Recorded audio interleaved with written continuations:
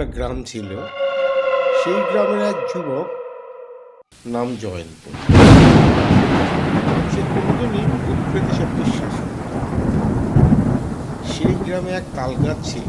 সবাই বলতো সেই তাল গাছে নাকি ভূত আছে। তো যাই হোক, একদিন বন্ধুদের সঙ্গে ও চ্যালেঞ্জ করে বসলো। বন্ধুরা ওকে বললো, তুই যদি ওই গাছ তাহলে তোকে এক হাঁড়ি মিষ্টি খাওয়া। যথারীতি রাত্রিবেলাও তাল পাড়তে গেল। যেই গাছের কাছে গেল এবং তাল পাড়তে উদ্যত হলো, তখন এক শীতল হাওয়া ওর গা বয়ে গেল।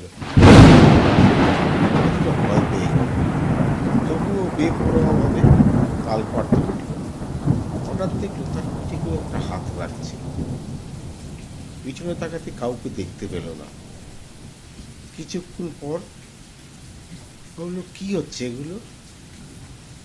কিছুটা মনে মনে ভয় পাচ্ছিল, এগুলো সত্যি যেটা বলছিল সত্যি। ও আবার উদ্যত হলো, আবার পিছনে হাত।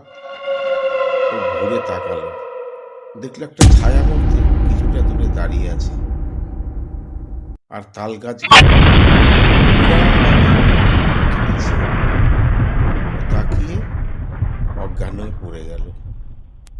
তারপর থেকে আর কোনোদিনই ওই গাছের নিচেও যায় না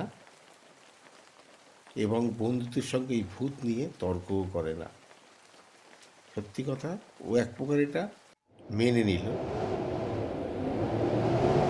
যে ওর জানার বাইরেও কিছু একটা আছে।